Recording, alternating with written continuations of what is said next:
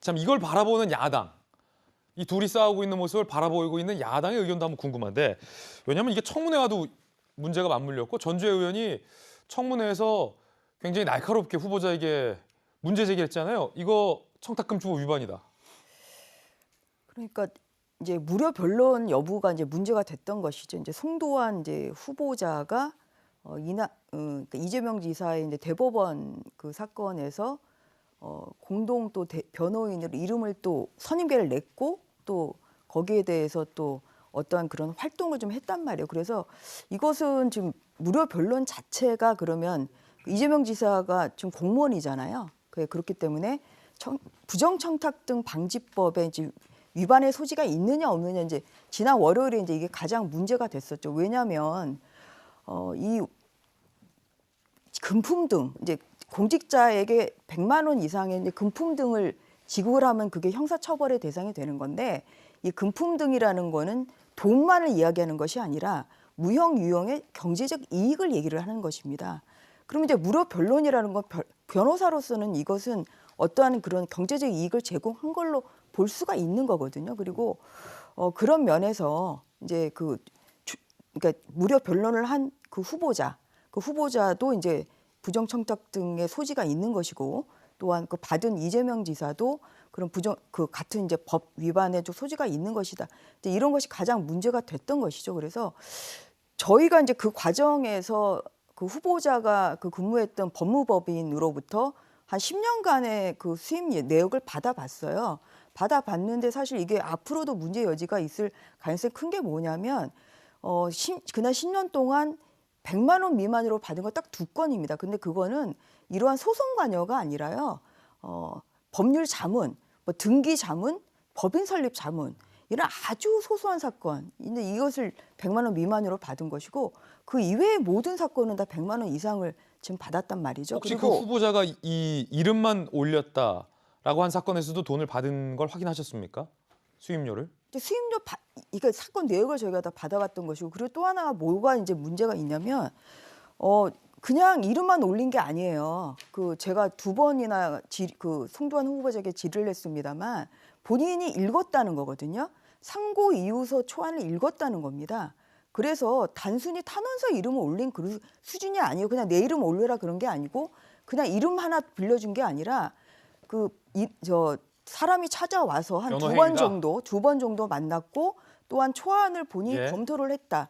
그리고 본인이 검토를 하고 내용이 자기는 이해가 됐기 때문에 그래서 그 동참하는데 본인이 오케이를 했다. 이렇게 얘기를 하기 때문에 이게 이제 단순한 이런 이름만 올린 것이 아니라는 점에서 앞으로 그러니까 당내 경선뿐만 아니라 만약에 이재명 지사가 민주당 대선 후보가 된다고 하면 이거는 대선에서도 큰 법률적인 쟁점이 될 수 있는 부분입니다. 자, 지금 이 전윤기 의원님, 이낙연 후보 측에서도 아니 문제 없으면 왜 변호사비 공개 못하냐. 그걸 보는 야당에서 이재명 올라오면 본선에서 문제 삼겠다. 지금 이러고 있거든요.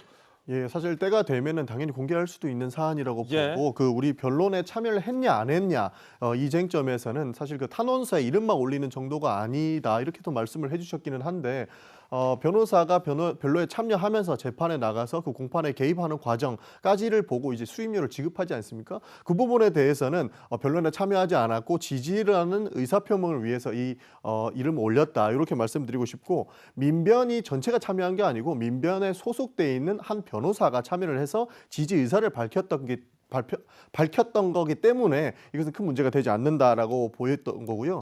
사실 여야 합의해서 청문회에서도 이 큰 문제를 삼지 않고 잘 넘어갔다. 이 점을 한 번 더 상기시키고 싶은 생각이 있습니다. 뭐 많은 문제가 있었으면 당연히 그 여야의 충돌이 굉장했을 거라고 보고 있는 것이지요. 그리고 사실 이재명 후보가 공적인 질문에 이 개인적인 감정까지 넣어서 이야기를 했다라고 하는 것인데 사실 이 부분은 네거티브를 넘어선 그 낙선 목적의 고의적 허위사실 유포다라고 저희는 보고 있습니다. 윤영찬 의원의 의혹 제기가? 예, 맞습니다. 그래서 저희가 네거티브를 하지 않겠다라고 선언한 이후에는 이낙연 캠프에 대한 어떠한 네거티브도 하지 않았던 지점이 있습니다. 그 이후에는 이런 흑색 선전이 있었고 이 흑색 선전에 대해서는 충분히 소명할 필요가 있다. 그리고 국민들께는 사실만을 이야기할 것이다라는 것이 전제돼 있기 때문에 이 부분이 지속적으로 공방이 흘러갈 필요가 없다. 저희는 그렇게 보고 있습니다. 예, 이재명 후보가 윤영찬 의원에게 이렇게 문제 제기를 합니다. 함께 보시죠. 내 사진으로 선거운동하더니 윤 의원의 지역구인 성남시 중원구는 제가 어릴 적 공장 생활했고 수십 년간 살아온 제2의 고향이지만 윤 의원에겐 아무 연고도 없는 곳이다. 윤 의원, 선거 출마하면서 제 재판 응원 집회 참석하고 저와 찍은 사진 선거운동에 활용했다. 그리고 윤영찬 의원의 블로그에서 내 친구 윤영찬, 경기도지사 이재명이란 선거 때 활용했던 사진도 다시 이제 회자가 되고 있는 부분입니다. 정혁진 변호사님, 네. 이재명 후보 입장에서는 아무 연고도 없는 사람 당선시켜줬더니 왜 이러냐? 그 뭐 배신감은 느낄 수 있을 것 같은데 저는 법적으로만 말씀을 드릴게요. 민변에서 훌륭한 공익소송 많이 하는데 저 소송은 공익소송이 될 수가 없어요. 왜냐하면 그 대상자가 이재명 후보이기 때문에 그렇습니다. 이재명 후보는 경기도 지사잖아요. 공직자잖아요. 전 의원님 말씀하신 것처럼 이게 공직자가 저런 식으로 그 돈을 받으면 100만 원 이상의 돈을 받으면 형사처벌 대상 되거든요. 3년 이하 징역에 3천만 원 이하 벌금입니다. 그래서 공직자들이 저런 식으로 돈을 받거나 저런 식으로 무형의 그 서비스를 받지 못하도록 하기 위해서 김영란법, 더군다나 여기엔 공직자만 포함되는 게 아니라 학교 선생님, 그다음에 이동훈 전 대변인도 언론인 출신이었지만 언론인도 해당이 되는 그런 사실이 아니겠습니까? 그다음에 이제 그 변호사들은요. 모든 걸 다 타임 차지를 해요. 그래서 김앤장 같은 데는 시간당 1,000불짜리 변호사 수두룩하거든요. 1시간에 100만 원 넘는 변호사들 굉장히 많습니다. 그다음에 이제 전주혜 의원님은 대법원에서 재판연구관을 하셨기 때문에 더 잘 아실 텐데 대법관들이 대법원 판결 쓰는 거 아니거든요. 재판연구관들이 초안을 갖다가 아주 정확하게 잘 써가지고 올리면 대법관들이 그거 쭉 보시고 수정할 거 수정해라. 그런 다음에 거기에다가 이제 판결이 나오는 건데 그 대법원 판결의 명의는 누가 쓴 것이 되느냐? 대법관님들이 쓰신 게 된다고요.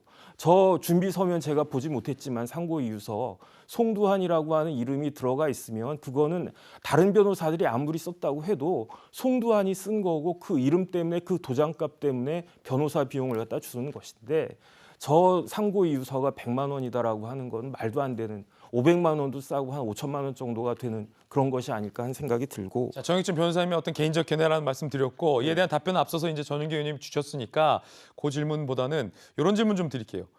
이재명, 윤영찬 두 분이 굉장히 가까웠잖아요. 윤영찬 의원이 선거했을 때. 근데 지금 이렇게 돼버렸어요, 상황이. 두 사람 사이는 괜찮은 겁니까? 예, 뭐 선거가 지나가면은 그 사이에 대해서 많은 관계 회복이 될 거라고 보고 있습니다. 관계 회복이 될 거라고 예, 보세요? 민주당은 결국에는 원팀으로 가서 우리가 민주정부 4기를 재창출하기 위해서 노력을 하고 있는 거기 때문에 이렇게 조금 감정의 골이 깊어 보일 수는 있지만 나중에는 다시 원팀으로 돌아가서 이 문제를 함께 해결할 것이다 이렇게 보고 있습니다. 자, 화해하시길 좀 바라겠고요.